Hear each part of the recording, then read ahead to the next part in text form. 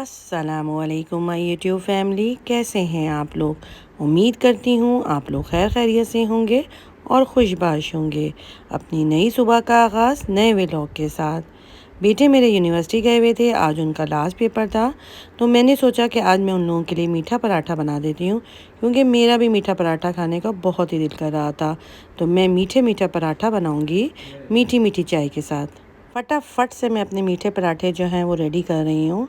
पप्पू इनकी नमकीन पराठा खाती हैं, वो मीठा पराठा शौक़ से नहीं खाती, तो उनके लिए मैं नमकीन पराठा बना लूँगी। बाकी हम सब के लिए मैं मीठा पराठा बना लूँगी।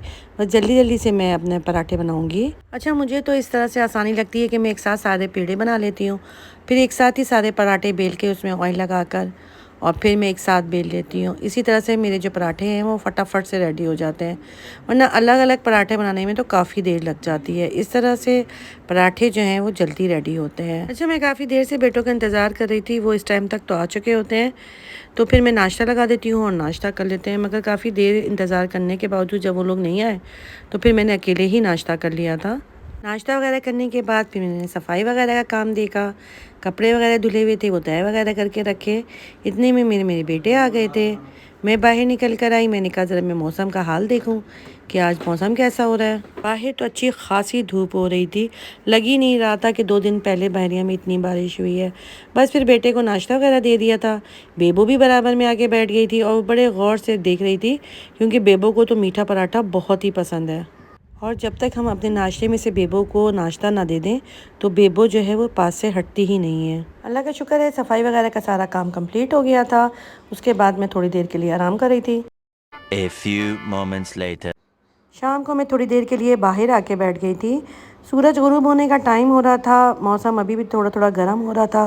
बेबो भी मेरे साथ बाहर ही आ गई थी। जैसे ही मैं बाहर आती हूँ बेबो भी मेरे साथ बाहर आ जाती है। अंदर आके फिर मैंने चाय वगैरह पी ली थी। 3 hours later. बस जी, अब मैं अपना खाना बनाऊंगी।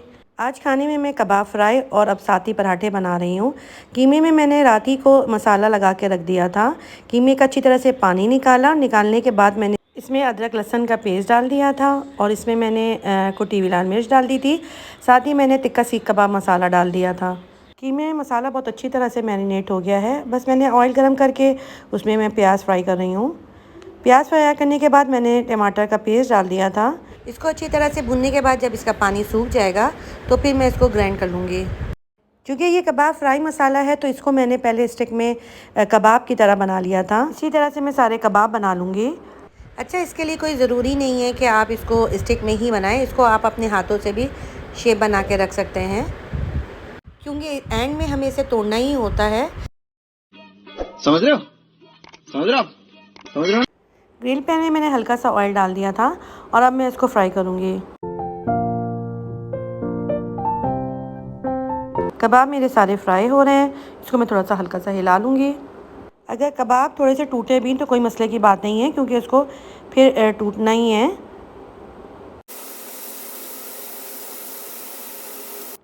टमाटर और प्याज जो फ्राई हो गया था उसका पेस्ट बन गया था, उसमें मैंने फिर अदरक लहसुन का पेस्ट डाल दिया था और हल्का सा भुनने के बाद फिर मैंने इसमें दही शामिल कर दिया था। अब मैं इसको अच्छी तरह से भून लूँगी।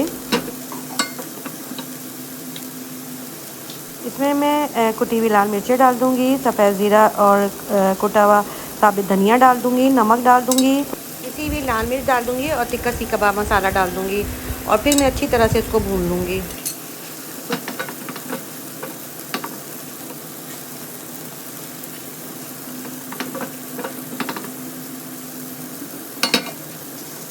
मसाला मेरा अच्छी तरह से भुन गया है। भुनने के बाद मैं इसमें पानी डाल दूँगी और जब पानी अच्छी तरह से सूख जाएगा तो इसमें मैं कबाब तोड़ के डाल दूँगी।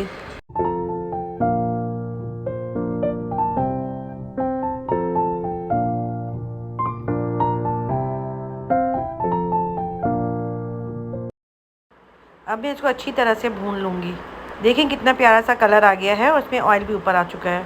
इसको मैं थोड़ा सा और भून लूँगी और उसके बाद फिर मैं इसमें ढक्कन डाल दूँगी। कितना अच्छा मेरा मज़ेदार सा कबाब फ्राई रेडी हो चुका है। इसमें मैं अब कोयले की धुनी लगा दूँगी। ये बहुत ही आसान रेसिपी है और बहुत ही मज़ेदार भी। 1 minute 37 seconds later. मेरी धुनी लग चुकी है और जब मैंने ढक्कन उठाया तो बहुत ही मज़ेदार से खुशबू आ रही थी। कबाब फ्राई मेरा रेडी हो चुका है। आटा मैंने गूंद के रख दिया था, मैदा मैंने गूंदा था ताकि इसके जो पराठे हैं वो मज़ेदार से बन जाएं। अब मैं लच्छे वाले पराठे बना लूँगी।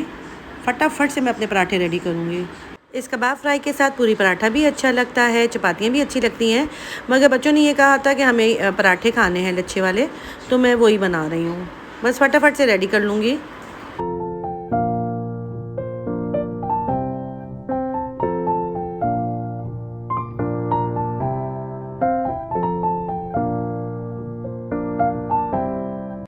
खाना रेडी हो चुका है, बस अब हम लोग खाना खाएंगे।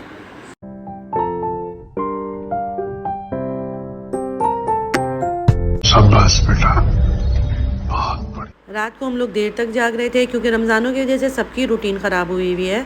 तो बस फिर दिल चाह गया था कि मरी पॉइंट जाएं, तो फिर हम लोग मरी पॉइंट चले गए थे। आप लोग बताइए कि आप लोगों की रूटीन अभी तक सही हुई है या फिर आप लोगों का भी वही है। मेरे बच्चे तो अभी देर तक रात तक जागते हैं। बहुत ही अच्छी और ठंडी हवाएं चल रही थी। बहरिया की एक अच्छी बात यह है कि अगर दिन में गर्मी भी है तो रात को बहुत अच्छी और ठंडी हवा चलती है, क्योंकि यहाँ का इलाका जो है वो इस तरह का है कि खुला खुला है हर चीज़, तो हवाएं भी ठंडी ठंडी चल रही होती हैं। बस बहुत ही अच्छा लग रहा था।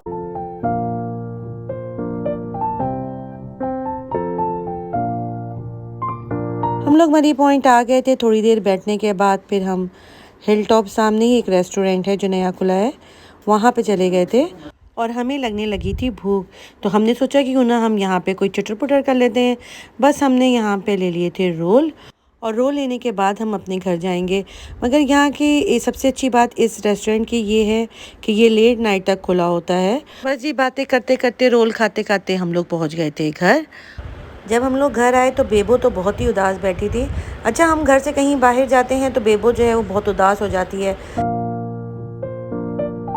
इसके बाद पी हमने चाय, क्योंकि वो तो हमारा मस्ट है। इसी के साथ मैं मिलूंगी आपसे अपने अगले व्लॉग में। अपना ढेर सारा ख्याल रखिएगा। अल्लाह हाफिज़। खत्म, bye bye, tata, goodbye, गया।